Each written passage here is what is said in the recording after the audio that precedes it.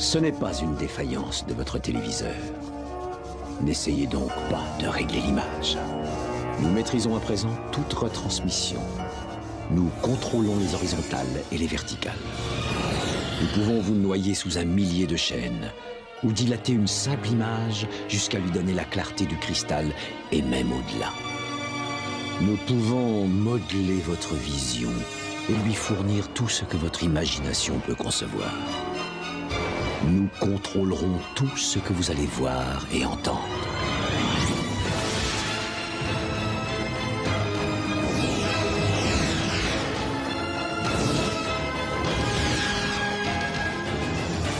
Nous partagerons les angoisses et les mystères qui gisent dans les plus profonds abysses, au-delà du réel.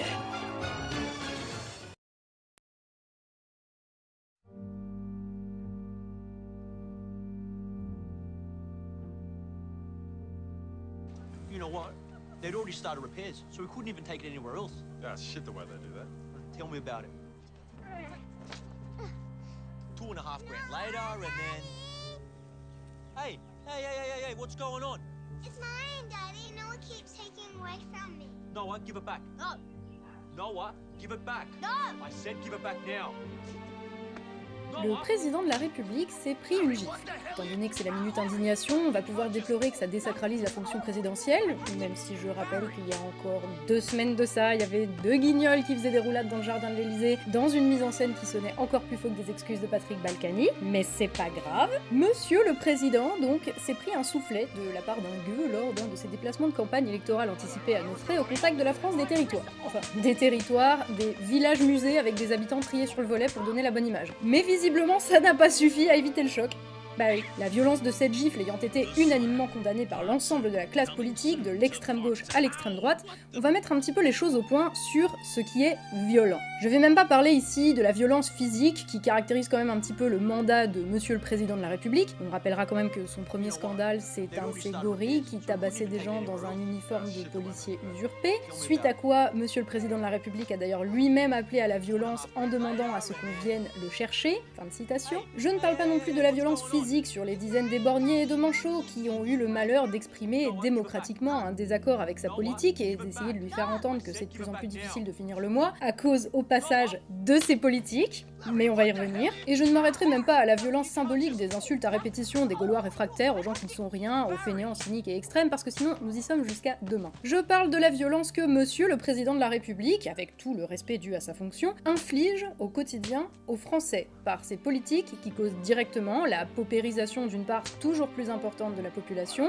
une insécurité en constante progression, et le démantèlement général de notre pays. Parce que c'est bien beau de venir parler de violence, mais est-ce qu'on en parle de la violence du quotidien où des gens se font planter pour un regard mal placé ou une clope refusée, ou même simplement des insultes et des incivilités quotidiennes? Est-ce que ce ne serait pas un peu violent tout cela? Quand on se fait refouler par la police parce qu'il n'y a pas assez de personnel, voire qu'il n'y a plus de commissariat, ou que le délinquant est connu des services depuis des années mais qu'il n'est pas derrière les barreaux parce qu'il n'y a plus de juges, à cause de certaines politiques. Cette société ultra-violente où nos vieux sont obligés de vendre la maison pour payer une maison de retraite où ils vont moisir dans des conditions dégueulasses après avoir bossé et cotisé toute leur vie, en regardant bien sûr Monsieur le Président de la République couler tout ce qu'ils ont construit de leurs mains, c'est la violence ou pas la violence? Et la pénurie de médecins et l'accès toujours plus difficile aux soins, les gens laissés avec des affections graves dans les services d'urgence par manque de personnel et de matériel. J'aimerais bien qu'ils aillent attendre 24 heures dans un service d'urgence avec une suspicion d'AVC, mais pas les bons soins, et on va reparler de ce qui est violent. Bah non, ils diront juste que les Français passent leur temps aux urgences pour des petits bobos, mais gars, quand il n'y a pas de médecin qui te prend à 40 km à la ronde, tu peux juste crever, c'est ça? Et un agriculteur qui se suicide tous les 3 jours depuis des années, c'est la violence ou c'est pas la violence? Et quand des élites se pointent à des dîners à 500 balles le menu en plein confinement, pendant que les étudiants font la queue au resto du cœur et que les restaurateurs crèvent la gueule ouverte, c'est de la violence ou c'est pas de la violence? Est-ce qu'il y aurait quelqu'un pour condamner ces violences? Sans même parler de la réforme des retraites que cette pandémie, gérée au passage de manière calamiteuse,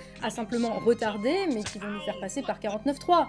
C'est pas la violence d'ailleurs de passer en force force contre le Parlement démocratiquement élu par les Français. Et le dernier truc en date, interdire l'accès aux métropoles des vieilles voitures. Vous savez, celles que les gens qui gagnent à peine de quoi finir le mois sont obligés d'acheter d'occasion parce qu'ils n'ont pas les moyens d'en acheter une neuve, et encore moins une électrique. Ah oui, ça c'est effectif depuis la semaine dernière. Enfin, ça va arriver graduellement. Est-ce qu'on trouve quelqu'un pour condamner la violence de ce truc qui consiste littéralement à interdire aux pauvres l'accès à des endroits de leur pays? Des endroits qui s'avèrent être aussi les seuls endroits où, un, il y a encore du boulot, et deux, où il y a encore des services qui fonctionnent, vu que grâce à leur politique, tous les verrous sont mis pour faire mariner la France périphérique dans sa grosse dèche, nonobstant que ce sont eux qui font tourner le pays et qui payent leurs gras revenus pour faire des réformes de suppression de l'ISF pendant qu'ils diminuent en même temps les allocations chômage. Enfin, des services qui fonctionnent, il faut le dire vite, parce que public ou privé, tout jusqu'aux numéros d'urgence nationaux, visiblement part en vrille dans ce pays. Et que quand on ose l'exprimer, on se prend une violence qui peut être un petit peu plus importante qu'une petite pichenette sur la joue,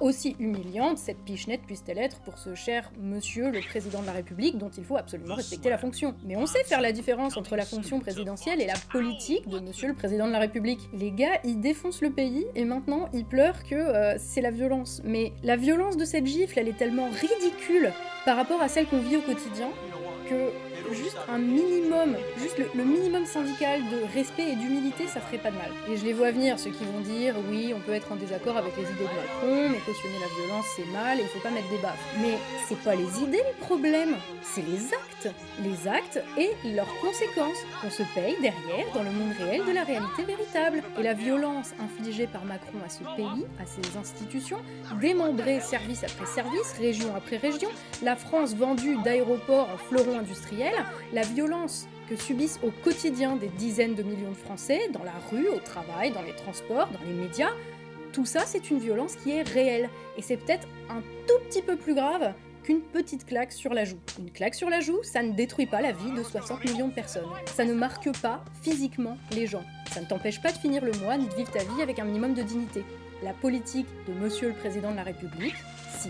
Et ce qu'il y a de pire là-dedans, c'est que le tas de personnalités politico-médiatiques déconnectées du réel qui condamnent la violence de cette gifle semble avoir piscine les jours où il faut condamner tout le reste.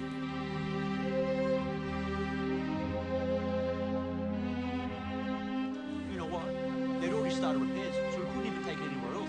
Ah, shit, the way they do that. Tell me about it.